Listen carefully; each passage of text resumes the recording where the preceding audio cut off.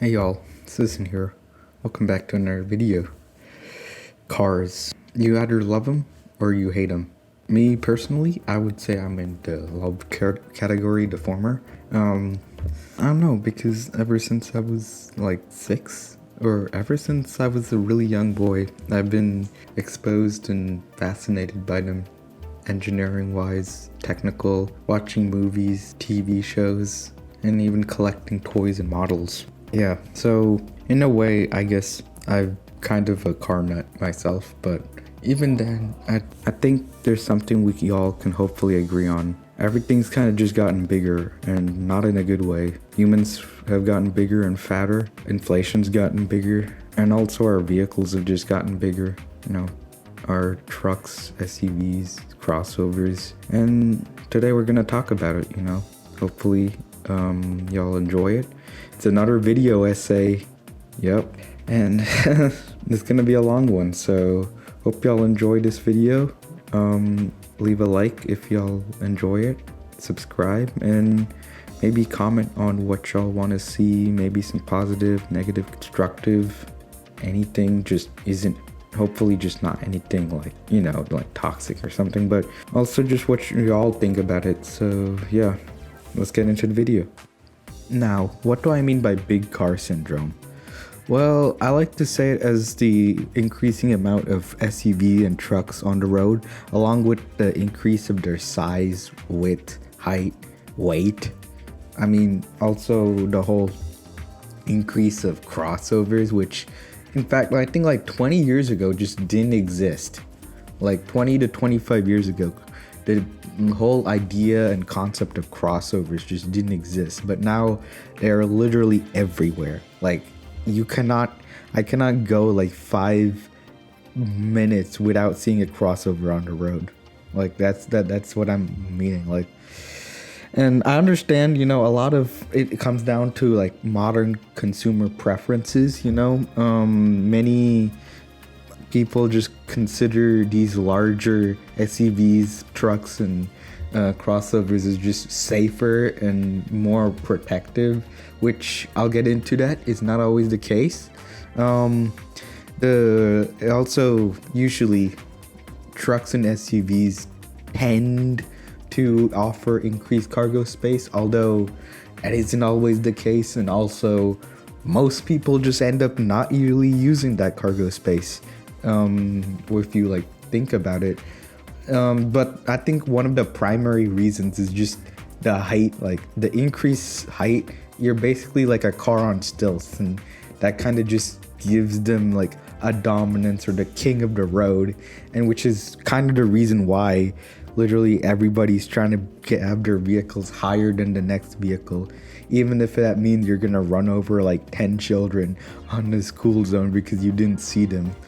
But also, I mean, these just have, a lot of these vehicles are just higher profit margins because they can be sold as trucks, which don't have to follow strict emissions regulations as many cars do. And I mean, they're also just, they yield higher profit margins. I mean, they can be sold at higher prices because they're bigger vehicles, and then in turn people are just gonna buy them, you know. But even though, I mean, they are seen as safer, they're not really actually much safer compared to cars in any other type of collision, apart from a collision in where a SUV or a truck hits a smaller vehicle or a motorcycle or a pedestrian or cyclist. And I mean, yeah, I mean, these bigger vehicles just they tend to consume more fuel, or I mean, also they tend to consume more electricity for EVs, and they also just make more they cost more resources to make, and they're just more pollutive once you finish making them and you need to throw them away, such. And yeah, these bigger vehicles, they tend to also, because they're a lot heavier, especially the electric SUVs and electric trucks, they just tend to just damage the roads. They tend to take up so much parking space, and it's such a big issue, honestly. I'm not saying this as a way to like hate on SUVs and trucks, but like, oh my god, everybody driving an SUV and truck is a massive issue. It is such a massive issue. I mean, I don't want to be that type of guy to be like you should go ride a bike or something, but it would be a lot better if most people that were just riding solo, you know, commuting to work by themselves, where they usually don't use any of the other seats in their vehicle. If they just rode a motorcycle or had a smaller car or took the bus or train or taxi, you know, that would just congest the roads a lot less, you know. And going back to the point on safety, you know, they're just not as safe as people think. I mean, the roads back in around up until like from the 40s to the 80s, where sedans and wagons kind of roamed in the roads and was basically the choice of America's vehicles, especially during the 60s, where the muscle cars kind of ruled America. Big vehicles were not really seen as an issue. I mean, there was still big pickup trucks back then. In fact, during the 80s and 90s, we had some of the greatest pickup trucks to ever exist, both from America and from overseas in Japan. But it wasn't a whole necessary to be like, we need a bigger vehicle, you know. But nowadays, it feels like everybody it's basically a rat race to see who can have the biggest vehicle, you know, and who like your neighbor will have a bigger I don't know, Tesla Model Y, and then you're gonna be like, oh well, now I'm being outsized by my Honda Civic, and if I get a collision with that vehicle, I'm going to kind of get on the worst situation, so I'm gonna go buy a Ford Explorer. And then your next neighbor is gonna be like, oh, he's gonna body me in my Fiat 500, so I gotta go and buy a Ford Expedition or like a Chevy Suburban or a massive SUV. And you see where I'm going with this? It's just, it tends to, I mean, that whole perception of safety just, it doesn't work, because it's, if everybody's driving a big car, then nobody is really safe, okay? And it kind of feels selfish in a way, you know? It's kind of like where, like, I don't care about anybody else's safety. I only care about my safety. I don't care about the rider who's riding around in his Gixxer with his girlfriend in the back. If I get in an accident with him, he's gonna be splattered on the floor, but at least that means that I won't be I won't be injured, or even my car won't even be dented, you know? But like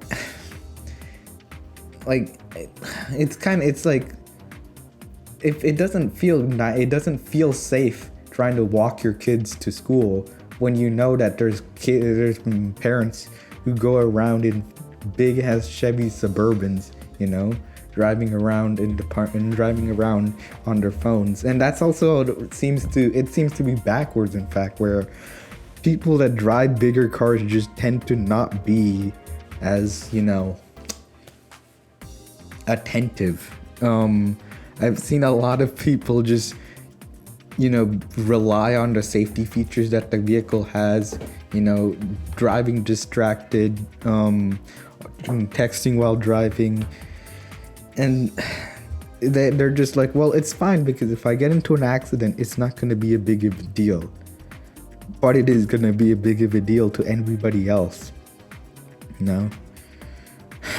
And yeah, it's like, as somebody who likes to drive sports cars, who wants to drive sports cars or motorcycles, you know, it feels like I'm getting choked out. Like, I can't drive like a Mustang or like a Ninja around without fearing for my safety when a pickup truck driver rams me in the back and destroys half my vehicle because he or she was texting and driving. And yeah, but I don't want it. I don't want an SUV, like an SUV. I really don't want most SUVs apart from like dedicated off-road vehicles.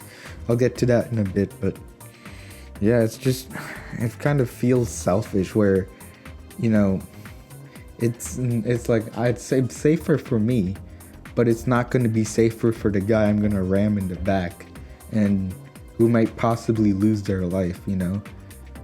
And it's like, well, why don't you just get a truck then? Why don't you just get a Ford Fusion, not a Fusion actually, that's a sedan. Why don't you just go get like a Chevy Traverse or like a Honda CR-V? Because I don't want one. I don't want a boring SUV. I don't want an SUV that looks like it could go off-road but doesn't go off-road, you know? And that whole like safety for me but not for thee is just kind of stupid. It's really stupid, you know? It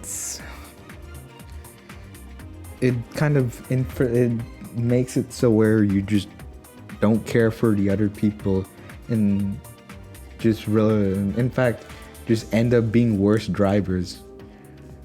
And like I said, this wasn't an issue way before SUVs became popular, because they were still, I mean, SUVs weren't being made back then, but trucks were still like made. Trucks were being used. They were mainly used for commercial uses, which I'll also get to again with the whole off-road bits. But yeah, I mean, they were still being used on farms. They were still found so much usage, but you know, there wasn't an issue back then, and it does now, you know.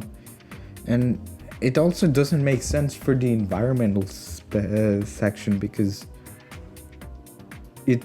we want vehicles to be better for the environment. We're trying to push out and kill, you know, highly polluted vehicles. We're trying to kill off vehicles like the Charger and the Challenger, you know, not the electric Charger, but the gasoline vehicles, the Camaros. We're trying to, and we're doing all this stuff, but yet we're also making a big, massive crossover that, you know, struggles to make that same amount of problem. We're trying to make electric SUVs that, you know, tear up the roads. I mean, look at the GMC Hummer EV. That thing is massive. That thing is literally a brick. It is, you know, even for off-roading, I mean, you don't want an off-roader that is too heavy, because then it's gonna sink into the mud. It's not what you want.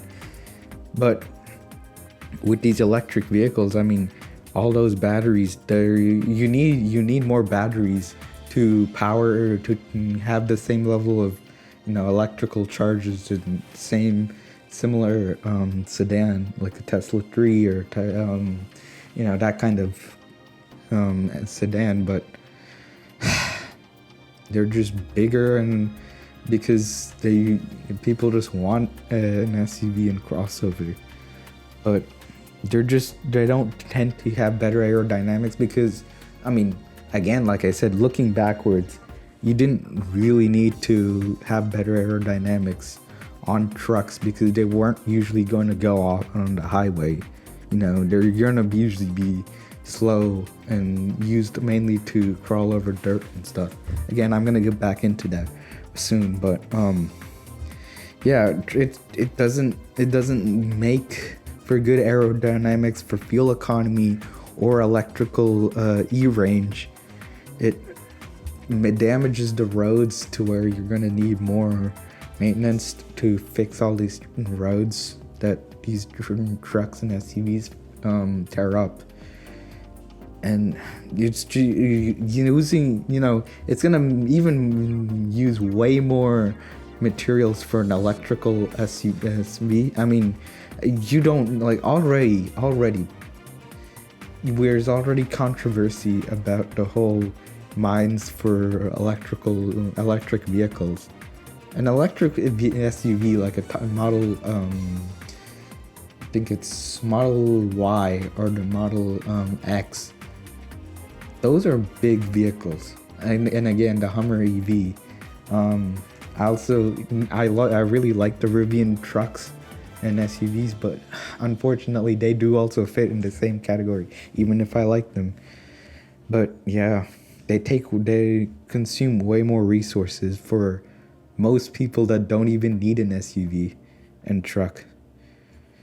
But yeah, it also just makes those bigger vehicles are just being used to make bigger vehicles. And yeah, moving on to my next point. Honestly, the roads just feel like bumper cars, like a game of bumper cars, because it feels like everybody's just kind of used their big vehicles as a means of not having to pay attention to the road, because if they get into an accident, it doesn't matter they don't really get affected as much. But that don't mean that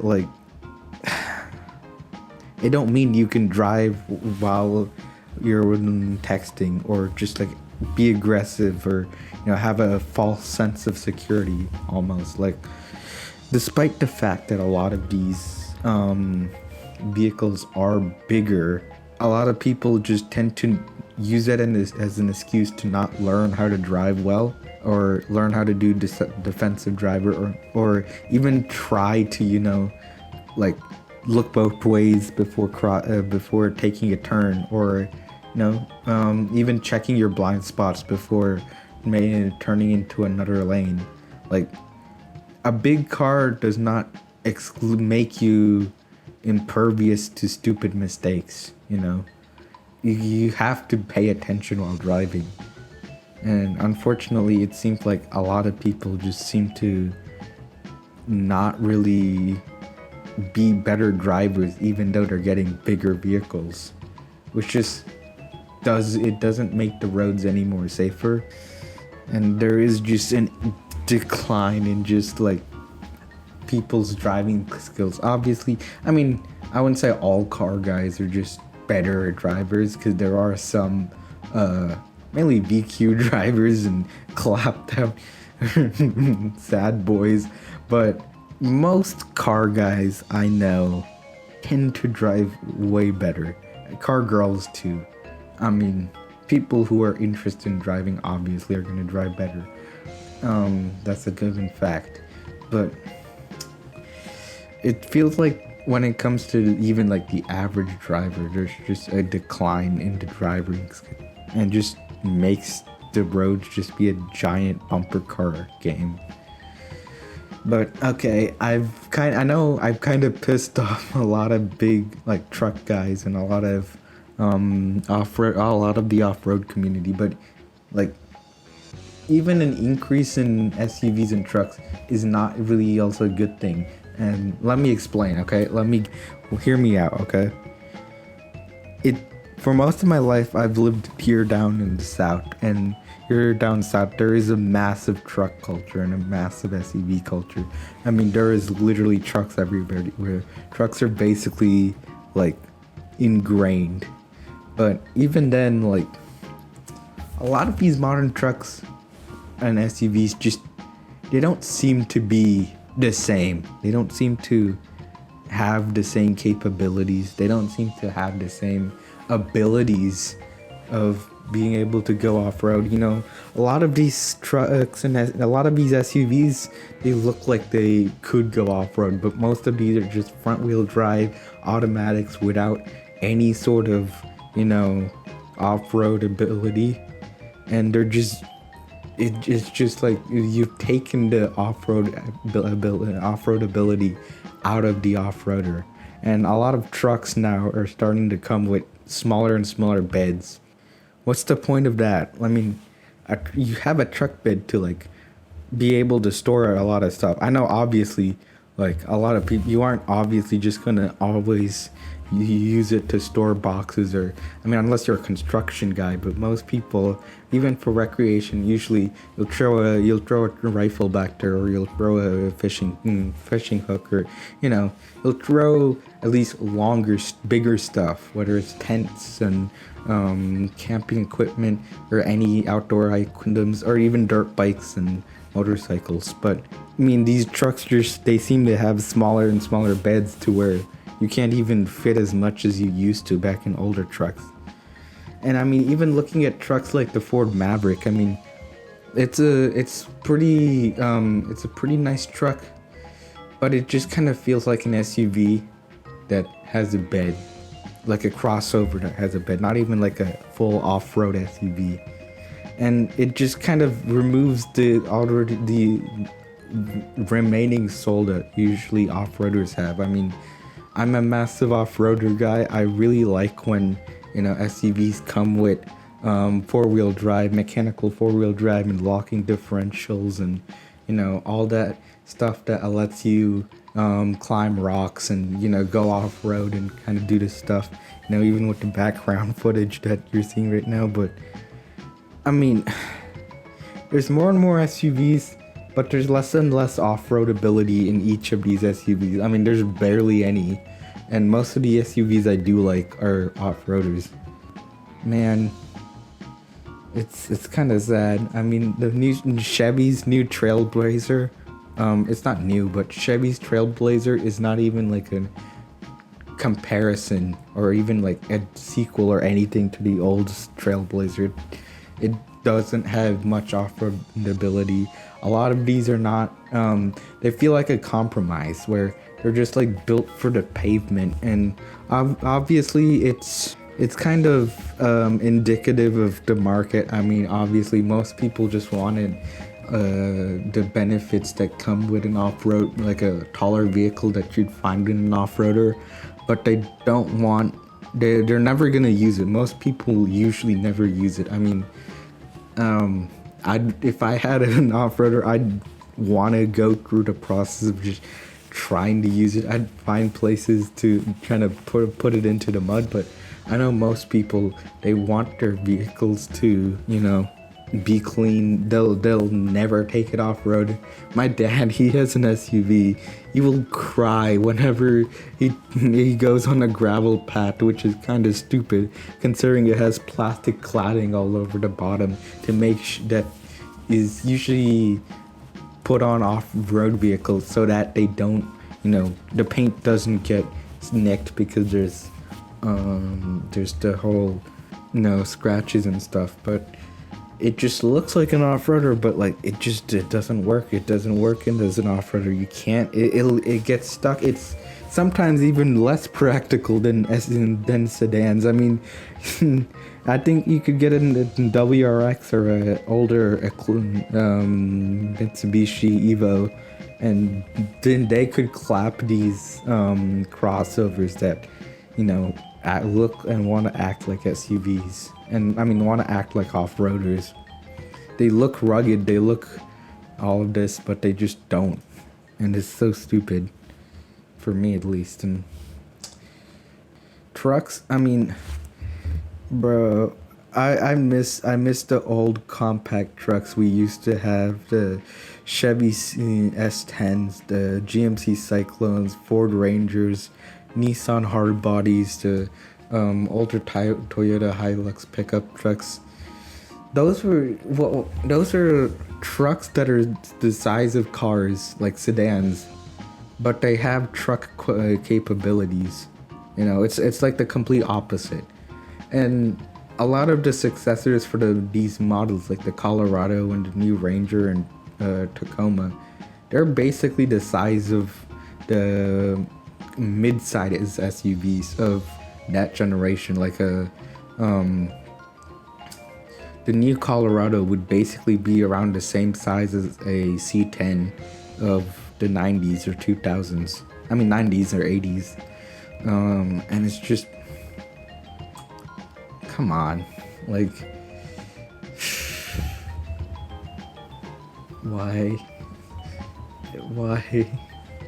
if I want to buy an SUV, I'd want it to go off road, you know, because that's why it has a higher ground clearance. That's why it's made the way it does. It doesn't need to be aerodynamic because it's when you're going off road, it's not gonna go past like 60 miles per hour. You're barely gonna reach past 40 when you're going off road.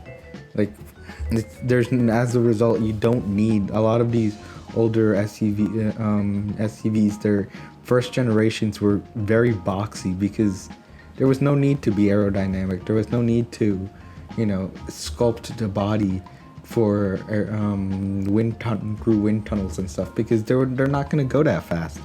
You know, there was no need to. But yeah, kind of stupid. It makes money for the companies. They make a ton of money from these crossovers and SUVs, and people keep on buying them. But it's smaller like enthusiasts, you know, even truck enthusiasts, off-road enthusiasts, car enthusiasts, motorcycle enthusiasts. I mean, a lot of us we don't get as much of a benefit from it. I mean, I'm gonna go over the final point, which is it's basically killed off many classes of vehicles. I mean, there used to be something called station wagons. It's so funny. I mean, there still is station wagons. I mean, as long as the RSA, I mean, we've gotten the RS6 Avant and the M5 Touring, which are performance station wagons. But I mean, station wagons, it doesn't make sense because they have the same practicality as an SUV. Okay, they have the same storage space as an SUV. They have every utilitarian thing. The only difference is they don't like have stilts. They don't have a high ground clearance. And I mean, I think I'd want to see as station wagons be brought back because I am so sick and tired of just constantly seeing SUVs on the road. And I tend to be like very surprised when I find a station wagon. But yeah, I mean, coupes are dying. There's less and less sports cars, sedans, and I mean, there's barely anything left that isn't a SUV or crossover.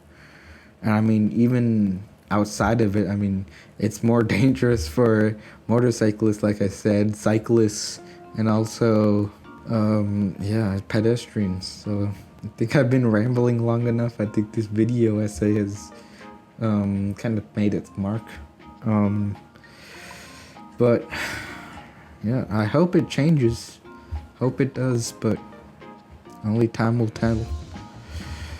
But speaking of which, hope y'all enjoyed the video. Sorry this video took quite a long time to make, but I hope y'all enjoy it. Catch you in the later videos. See ya.